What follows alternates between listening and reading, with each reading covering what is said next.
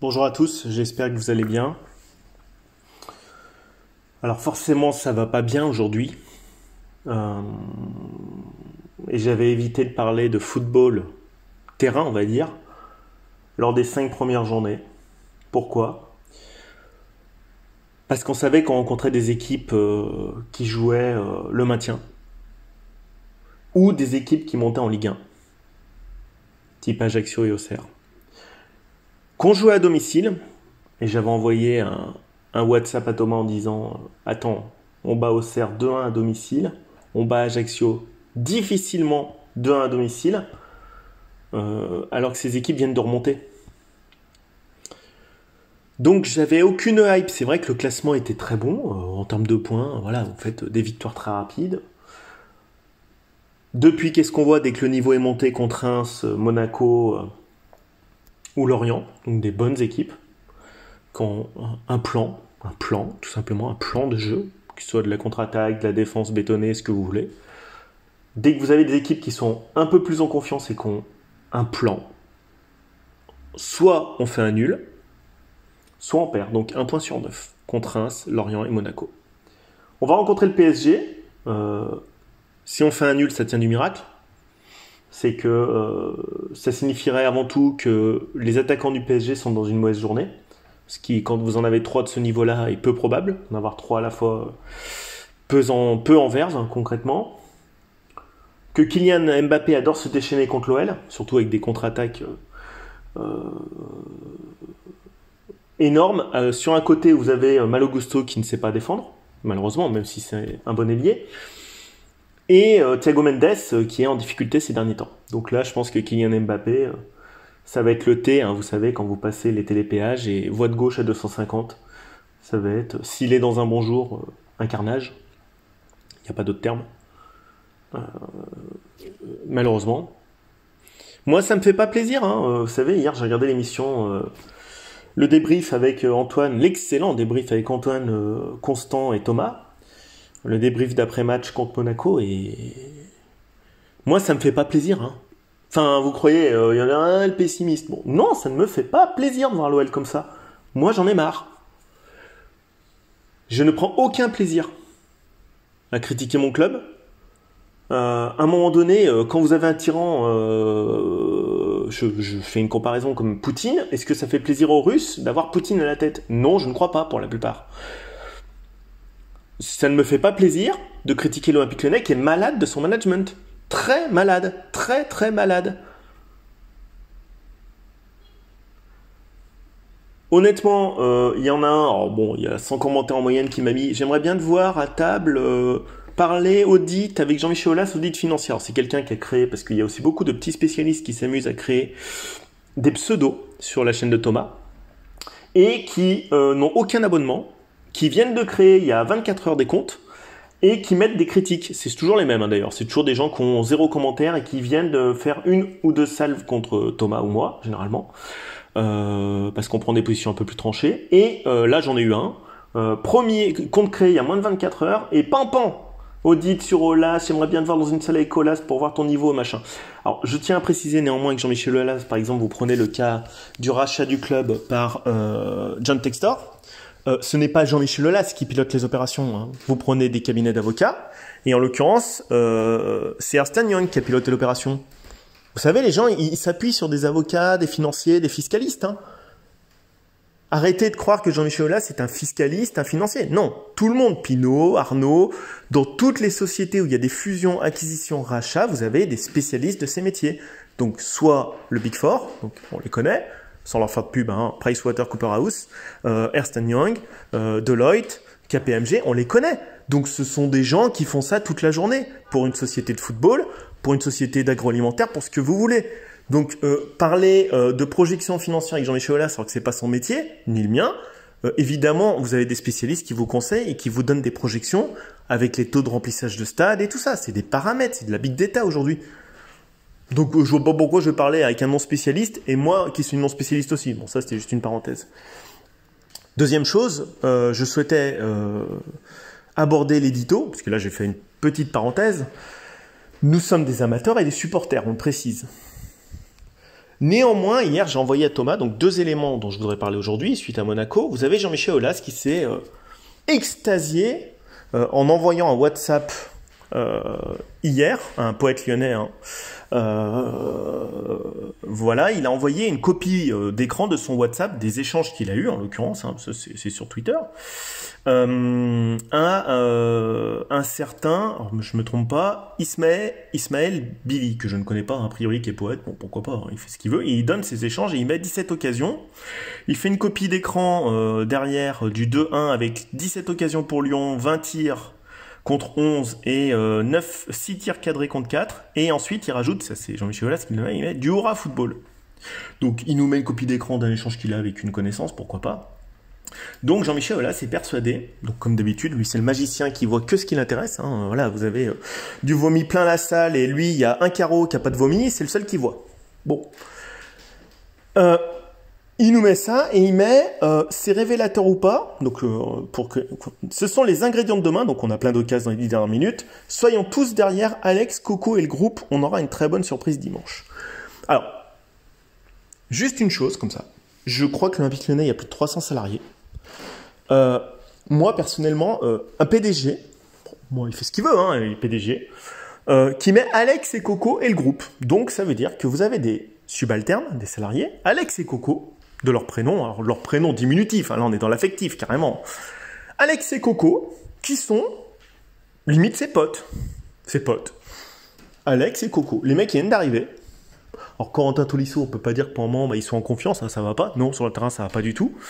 Coco, lui c'est Coco. Donc les autres 28 joueurs de l'effectif...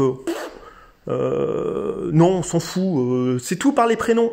Mais vous savez, moi, il y a quelque chose que j'ai appris, c'est peut-être mon éducation de vieux con, même si je suis beaucoup plus jeune que Jean-Michel Aulas, je pense que, comme la reine d'Angleterre le faisait, une certaine distance, un certain vouvoiement, appeler les gens par des noms de famille, permet de créer du respect.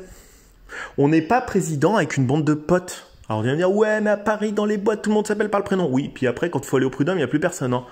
C'est une tactique de management de faire pote pour mieux faire bosser les gens. Ça, c'est connu. Sauf que quand on est président d'un club et qu'on publie publiquement Alex et Coco, mais quelle image vous donnez? Donc, en gros, ils ont tous les droits, les joueurs. S'ils comprennent, moi, je suis Alex Lacazette, je me dis, c'est mon pote, Aulas, regarde ce qu'ils mettent dans Twitter, les mecs. Toi, Toko, t'y as pas droit. Toi, Cherki, t'y as pas droit. Toi, Howard, t'y as pas droit. Toi, machin, t'y as pas droit. Alors, toi, Pollersbeck, je t'en parle même pas. Toi, t'auras du Pollersbeck, même si t'existes dans son univers. C'est quand même pas normal. Il y a une différenciation. Une sorte un peu de discrimination, même si légalement elle n'y est pas. C'est quoi cette histoire là, Alex et Coco? C'est quoi là? On est chez les potes. Le gars il a 72 ans, 73 bientôt. Il est en train de nous faire du Alex et Coco, tous derrière Alex et Coco. Alors moi dans ce cas-là, si je le lis, je dis bah Alex et Coco c'est mon pote aussi. Voilà, ce sont mes copains, Alex et Coco. Alex et Coco, c'est nos copains. Non mais là on est vraiment... Non.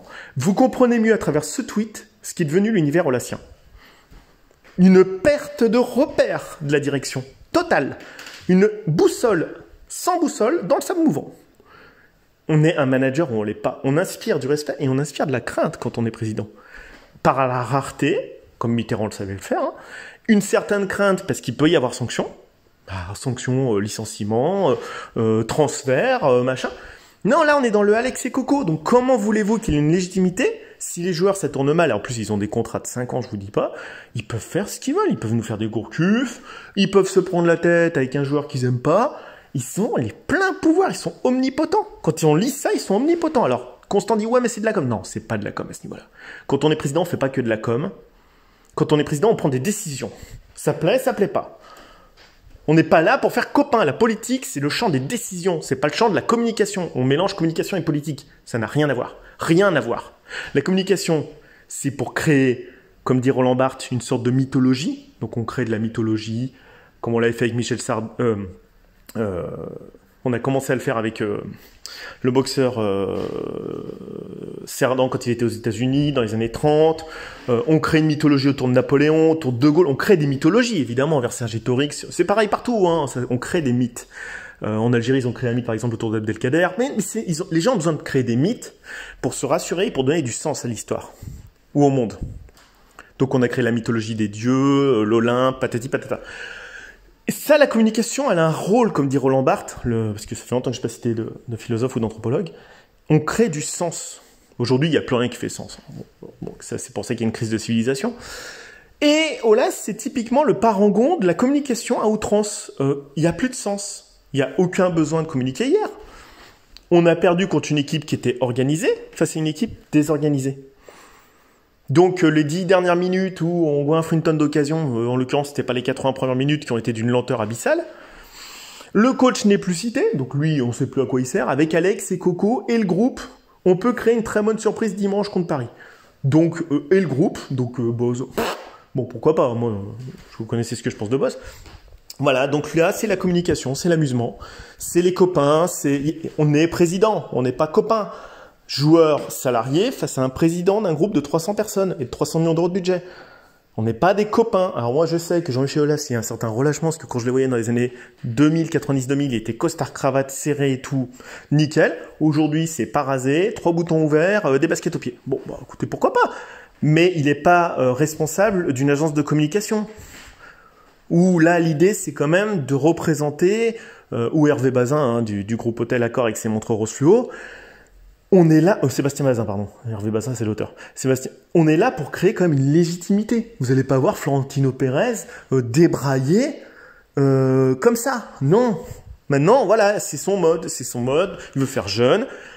Voilà, et il communique comme un jeune, mais c'est pas leur... Donc maintenant, on peut donner les pleins pouvoirs à Alex et Coco. S'ils partent en vrille, les mecs, a priori, il n'y a plus de frein. Hein. Je vous le dis, il n'y a plus de frein. Donc ça, c'était la première remarque. Seconde remarque, Thomas hier montrait des expected goals, et c'est vrai que la meilleure occasion de but qu'on a goinfré, c'est Tété qui monte à 34% d'expected goals. Ça veut dire que quand il frappe, il a une chance sur 3 de marquer. C'est des statistiques cumulées, c'est de la big data. Voilà. Alors je vous conseille un ouvrage qui est très très bien. Hein. Bon, faut pas non plus tout lire au pied de la lettre, parce qu'il faut avoir un recul nécessaire, comme dit Kant, un esprit critique quand on lit les choses. Cet ouvrage s'appelle Big Data. Donc Big Data, un foot. Comment les data révolutionnent le football. Alors moi je crois que je l'avais lu en anglais à l'époque, hein, ce qui n'était pas en français. C'est un ouvrage qui a quelques années désormais, de Christoph Biermann, qui est un auteur allemand, et qui en fait voit qu'à Chelsea, Liverpool, à Maitland, il y a un club qui était champion du Danemark en venant de division 2, hein, voilà, ils se sont basés sur la Big Data, sur les analyses psychologiques, sur le DISC, qui est un test psychologique hein, pour déterminer la couleur de personnalité que vous avez, enfin voilà. Et il y a des gens qui font de la big data. Et dans cet ouvrage, il parle d'expected goals. Voilà. Et pour les expected goals, il fait quelque chose de très très simple. Il dit les joueurs, tenez-vous bien, comme Cristiano Ronaldo et Messi, parce qu'à l'époque c'était les meilleurs en termes d'expected goals, montaient entre 70 sur certaines situations et 80% de probabilité de marquer en expected goals. C'est-à-dire que l'occasion qu'ils avaient, ils ont calculé sur une masse de données incroyable, vous vous retrouviez à un niveau très très très haut de probabilité de marquer. Donc il dit ces joueurs ont cette faculté, contrairement à un joueur moyen type à Lyon, enfin pas moyen mais bon niveau, de se retrouver dans la situation optimale pour marquer. C'est-à-dire peut-être 1 mètre plus dans l'axe, 1 mètre plus en retrait parce que le gardien, vous avez un angle plus ouvert face à lui. Cette faculté de se mouvoir, mais vous retrouvez les mêmes chez Lewandowski ou chez Haaland, hein, cette faculté de se mouvoir au bon endroit, au bon moment, dans le bon tempo, avec la bonne frappe et la bonne prise de décision. Et vous arrivez à une statistique 2 fois plus élevée que la meilleure occasion ratée de Tété. Alors après, quand Aulas vous dit « les statistiques ne trompent pas, on a 17 frappes au but ». Oui, mais Ronaldo avec 2 frappes au but, c'est un but. Tété, c'est 5 frappes au but, un but. Et voilà la différence de la big data. Je suis étonné, mais c'est vrai qu'à Lyon, on ne doit pas l'utiliser.